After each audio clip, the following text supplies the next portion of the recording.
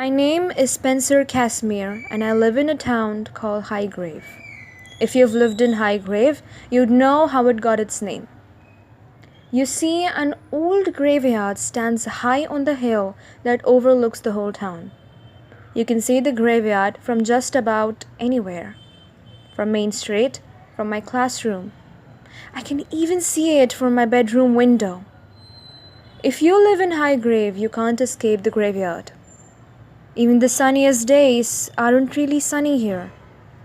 Highgrave Hill casts a deep shadow over the roads, the buildings, the treetops down below. On clear days, you can look up and see the old gravestones on the top of the hill. They gleam like crooked teeth in the tall green grass. At night, when the moon hangs low over the hill, the graveyard becomes a frightening place. An eerie grey mist clinges to the hill, and graveyard stones appear to float free. Yes, the old tombstones seem to float by themselves, to float over the shimmering mist, to float over the town, over my house at the bottom of the Highgrave Hill. I guess that's why I have some nightmares. Some nights I dream about graveyard ghouls. Everyone in my family dreams about them. One night, my 8-year-old brother Jason woke up screaming, "They're coming to get me!" It took a long time to convince Jason it was just a dream. My little brother and sister, Remy and Charlotte, also have nightmares about graveyard ghouls. And I dream about the ghouls that they rise up from their old graves and float down the hill. They float into the foggy mists on the side of the hill and wait there, hiding, waiting for innocent victims to come by. And then the ghouls swarm around their victims, sweep around them, wispy as a fog, and pull them up in the old graves at the top of the hill. Everyone in the Highgrave knows about the graveyard ghouls. Some kids told me about them on the day my family moved here. They said that the dead people buried in the Highgrave graveyard can't rest. They can't rest because the graveyard is up too high. The dead have become restless, angry ghouls, rotting and decayed. They climb out of their graves. They cannot sleep. They can only pace the graveyard and look down on the houses below. At night, their howls and moans float over the town. If you look really closely, you can see the ghosts. You can see them shuffling through the fog that rolls low over the hill. And if you go up there at night, the ghosts would dance the dance which is enough to frighten the whole Highgrave. The bell rang. Book slammed shut. Kids cheered. "Thank you, Spencer. Sorry we couldn't finish that, but it was excellent." Mrs. Webster jumped to her feet. "Okay, everyone, that's all for today." She had to shout over the loud voices and scrapping chairs. "But Spencer has given me a really good idea. Thanks for the good essay, Spencer." I smiled. Mrs. Webster called out. The room grew quieter. "Tomorrow, pack a lunch and wear your hiking boots," Mrs. Webster instructed. "Tomorrow we all climb up to the graveyard." "Huh? Why?" someone called out. The teacher's eyes flashed. "To summon the ghouls," she replied. That night, when I went up to my room, I tried to call Audra, my schoolmate, my friend, the one I like. But the line was busy. Audra invited me to a dance at a place where she takes dance lessons. I hate to dance. In fact, I never dance, not even by myself in the room. So I planned to call her and tell her I broke my leg or something. No way I'd go to a dance with a bunch of kids who really knew how to dance. I tried her number again, still busy. Sighing, I sat on the edge of my bed and stared out of the window. It was cold November night. Gusts of wind rattled the window pane. I gazed out at Highgrave Hill, Silvery moonlight made the hill shimmer. All the way up the steep slope, bare, scraggly, trees poked up like skeletons. I pressed my face against the window glass to see the top of the hill, and I gasped. Lights! Flickering flashes of lights! Tiny, but not so bright, they lit up the old tombstones. My mouth dropped open as I watched the lights, darting, blinking, floating over the graves, like ghostly fireflies. And then the lights faded behind the curtain of fog. The fog shimmered up over the dark grass, over the bent, scraggly trees, covering the hill, covering the old graveyard. And I heard a horrifying moan. Through the window pane, I heard a long, low floating from the hill. Human and animal at the same time. So cold, so sad, so near. The next morning, we went up to the hiking. I took my brother's backpack as mine was kind of missing somewhere. I know Jason would be hella frustrated and angry when he knows that his lovely backpack was taken by me. But I had to borrow it.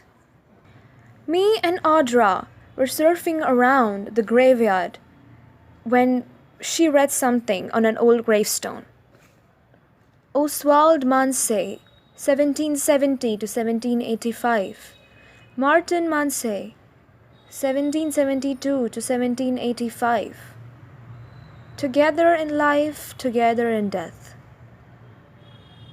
Well, weird, isn't it? Poor brothers. I feel bad for them, Audra said. Well, I feel bad for them too, I thought. As we were walking around different gravestones, I suddenly squinted at a small writing, and I tripped. I happened to read what was written on it. Disturb our rest at your own peril. A shiver ran down my back. Disturb their rest? Did I disturb their rest? Time to go! Time to go, everyone! I could hear Mrs. Webster calling from the graveyard gate, but I stared down at the tombstone I had just knocked over. The crow lying on the ground. With a groan, I pulled off the backpack and set it against the tree. Then I bent down and struggled to put the big stone back up. When I walked and turned around to go, I felt a hand reach up from the ground and wrap itself around my ankle. I opened my mouth to scream, but the tiny squeak escaped. I uttered a small "No!" and kicked hard and burst free. When I ran, my baseball cap flew off, but I didn't stop to pick it up. "Wait up! Wait up!" I shrieked. A hand from the grave. Everyone turned around to look at me. "What's the problem?" my one friend called out. I spun away from them and started back at the graveyard. I turned and see there was no hand. No sign of it. Where was it? The graveyard stood still and silent. "What's wrong, Spencer? What happened to you?" Audra called out. "Nothing," I replied. "I just like graveyard, you know. I like the atmosphere." "Yeah, sure. I hope I never have to go up there," I told myself. Little did I know that I'd be back at the graveyard before the night was over, with no chance of getting alive. "Where's my backpack?" I heard Jason. Oh my God, I need to do something. "I need it for tomorrow, and it isn't in my closet," Jason whined. I stared at him, thinking. It was right on my shelf, and I needed tomorrow morning. His voice was climbing higher and higher. "I think I know where it is," I confessed. "Then go get it back," Jason demanded. "You're not allowed to borrow my stuff. Go get it, Spencer, or I'm telling my parents." I said, "No problem, calm down." I'll go get it. I have to. Because if I don't, my mom would kill me. I didn't want to go up there, but do I have a choice? I sighed and called Audra. Audra, it's me. Can you come up to the graveyard with me, just for a second? I need to get a couple of things up there. There was a long pause to her end. You're joking, right? I heard her say. Late at night, I took the flashlight and got out of the house. Sneaked out, let's say. And met Audra on the way as we reached the graveyard. It was so dead, so silent. We thought we should go, but I didn't have any choice but to go up there. We went up there and heard a bush sound shh. A fear ran through my spine, but I had to go up there. We together went, and I saw my backpack. Oh my God! I flinched, ran towards my backpack, took it in my hand, and that's when I heard a loud breath. Audra?